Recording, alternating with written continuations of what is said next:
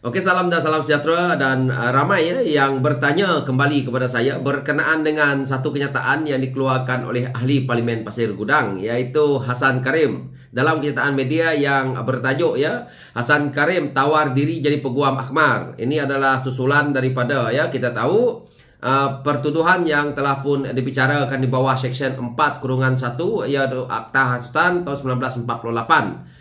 Perkara ini ada dua part yang saya nak jelaskan di sini. Yang pertama, kemungkinan Hassan Karim ini sedang menyindir Menteri KDN yaitu Datuk Seri Saifuddin Nasution, yang mana kita tahu bahawa Seksyen 4-1 Akta Hasutan tahun 1948 ni pernah ya kena kepada pemimpin-pemimpin Pakatan Harapan itu sendiri, dan akta ini juga kita katakan zalim suatu masa dahulu, dan hari ini berdepan pula dengan Ketua Pemuda UMNO akta yang sama. Jadi Hassan Karim mengeluarkan kenyataan ini. Mungkin dia nak memberitahu ataupun membuat sindiran kepada Menteri KDN dan kepimpinan Pakatan Harapan agar ya untuk membentangkan ataupun untuk menggubal ataupun untuk ya kita meneliti kembali yaitu akta hasutan ini yang sebelum ini kita katakan zalim.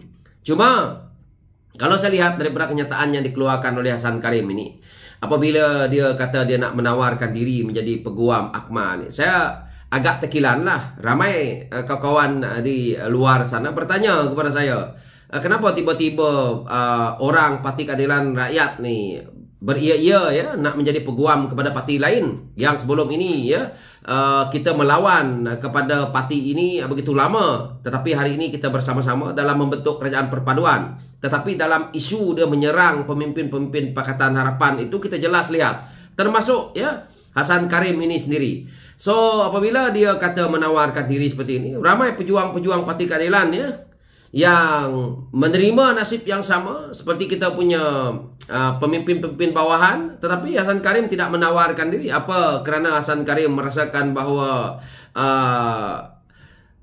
Ketua Pemuda UMNO ini seorang adun, seorang exco dan berjawatan lebih tinggi, maka dia perlu kita bantu dan pimpinan parti kita tak perlu bantu. Hassan Karim kembali ingat ya bahawa kemenangan adalah disebabkan oleh penyokong kita. Dan kita tahu ya, Hassan Karim itu kalau di Johor Bahru ya yang membabitkan Pasir Gudang ya. Pasir Gudang ni parlimen dia sampai ke Johor Jaya. Kalau kawan nak tahu, Johor Jaya itu majoritinya banyak orang kaum lain, terutamanya China, India yang melibatkan di situ. Jadi sebahagian kemenangan ini adalah disebabkan oleh kursi campuran itu, dan akhirnya Hassan Karim boleh menjadi ahli parlimen di Pasir Gudang. Jadi kalau Hassan Karim mempunyai pendirian yang ting-tong seperti ini, saya rasa akan datang pucuk pimpinan parti perlu menilai Hassan Karim ini mungkin sudah tidak relevan untuk parti. Saya mengenang jasa dia kerana antara orang yang terawal dalam Parti Keadilan ini adalah Hassan Karim ini sendiri. Tetapi kalau semakin ke depan kita memperjuangkan isu yang sama-sama, sedangkan kita perlukan ya satu kepimpinan yang kuat ataupun kita perlukan tokoh-tokoh lama ini untuk membimbing yang di bawah. Tetapi kalau kita ting-tong seperti ini, pendirian yang tak jelas dilihat oleh orang bawah, maka susah juga. Cara dia nak berpolitik ini bukan cara lama. Cara yang politik hari ini untuk anak-anak muda baru ni perlu ya dilihatkan sebagai sesuatu yang jelas ke depan. Mereka tidak mau lagi berselindung. Tak ada lagi orang kata main kiasan-kiasan. Tak ada. Straight to the point. Jadi kalau Hassan Karim berperangai seperti ini, maka pengundi ataupun rakyat di bawah keliru. Apa sebenarnya matlamat Hassan Karim ini? Nak memperjuangkan parti tidak, lepas itu dia menyerang kepimpinan parti, lepas itu dalam waktu yang sama kekecohan stalking ini berlaku, tiba-tiba dia pula nak menjadi hero kepada parti orang lain. Saya tidak ada masalah di sini kalau Hassan Karim nak membantu Ahmad Saleh dalam isu ini, tetapi menjadi satu kemuskilan kepada kepimpinan parti, kepada rakyat yang menyokong Pakatan Harapan, tiba-tiba orang yang sebelum ini berjuang ataupun orang yang kita lihat begitu lantang, tiba-tiba kamu pergi menyokong kepada parti lain walaupun dalam komponen yang ada, tetapi kamu dah pun saya lihat dah lari daripada apa kehendak akar umbi di bawah. Tapi terpulang kepada dia. Saya tidak ada isu di sini ya.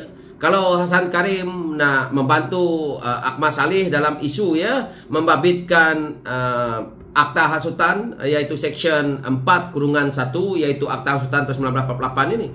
Karena memang betul kita di Pakatan Harapan menyatakan bahwa ini adalah satu akta yang zalim sebelum ini. Satu perkara lagi dalam isu ini, ya, saya lihat bahwa perlu ya perubahan, perlu untuk kita menggubal, perlu kita untuk meneliti akta hasutan ini, karena bukan saja hari ini, mungkin akan datang kita tak tahu, kita tidak nak ya kebebasan kita bersuara itu akhirnya perkara-perkara yang seperti akta hasutan ini boleh menyebabkan kita disabitkan dengan keadaan yang begitu zalim lah. Orang yang tak pernah tahu, tak pernah rasa dengan Section 4/1 akta hasutan 1948 ini, mereka bolehlah bercakap di luar sana, tetapi kalau mereka sebagai pemimpin dan mereka akan diletakkan dekat situ, mereka akan terasa. Dalam isu berkenaan dengan Akmal Saleh ini, dia nak menceritakan isu dia dekat Semenanjung sana, isu macam mana pun, saya tidak ambil peduli sangat pun. Tetapi isunya apabila dia melibatkan wilayah, bila dia melibatkan Sabah Sarawak itu, saya berbunyilah. Sebab saya juga perlu mempertahankan kedudukan Sabah Sarawak itu. Dan kita tahu kedudukan Sabah dan Sarawak itu geografinya lain, sejarahnya lain. Kita termaktub dalam MA 63. Jadi kalau kamu bawa ya elemen-elemen yang pada saya tidak bertepatan dengan jiwa kami di Sabah Sarawak, maka saya akan mengulas isu ini. Dan ekstremis-ekstremis yang lain yang pada saya, kalau mereka nak ekstremis di sana, silakan. Jangan dia membabitkan nama wilayah Sabah dan Sarawak macam Firdaus Wong, macam siapa lagi yang lain. Kau nak ekstremis silakan. Tetapi jangan bawa atau sebut wilayah Sabah Sarawak, jangan sebut agama orang lain, jangan sebut pasal-pasal yang boleh ya masuk dalam isu 3R. Jadi perkara-perkara ini sepatutnya dilihatlah. Apabila isu stalking ini dimainkan, yang mana tindakan telah pun diambil, yang membabitkan pula yang di-Pertuan Agong keluar kenyataan.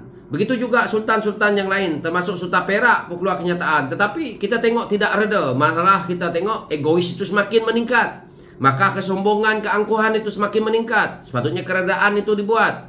Ini bukan permainan yang boleh kita main-main. Isu kaum, isu agama, isu raja, bila dimainkan dalam negara kita ini, boleh berlakunya satu perpecahan yang sangat besar. Apabila berlaku di Semenanjung, lepas itu sentimen itu dibawa ke Sabah dan Sarawak, dia akan menjadi lebih besar lagi. Dia akan merangkumi seluruh Malaysia. Kalau kita lihat, isu stalking itu akhirnya menyebabkan kekemat di Sarawak yang tak pasal-pasal dibaling dengan bom botol. Jadi ini perkara yang menyebabkan saya membuat satu kenyataan untuk kita di wilayah Sabah dan Sarawak ini jangan terikut dengan cara politik yang ada, yang tajam dibuat di Semenanjung. Jadi dalam isu ini terpulang kepada Hasan Karim, kalau dia lihat kepada parti dia dan dia rasa kenyataan ini hanya satu sindiran kepada kepimpinan parti, itu tergantung kepada dia dan dia perlu jawab. Dan saya rasa Hasan Karim sepatutnya kamu buat kenyataan ataupun buat pandangan kamu dalam parlimen. Jangan kamu asyik keluar kontroversi kenyataan media. Bila kamu buat kontroversi seperti ini, akan dilihat oleh keseluruhan rakyat. Rakyat bukan semua faham macam Hasan Karim. Betul, kamu mungkin menyindirkan kepimpinan Parti Keadilan Rakyat, kepimpinan Pakatan Harapan, sindir kepada Datuk Seri Saifuddin Nasution, sindir kepada Datuk Seri Ibrahim, tak apa.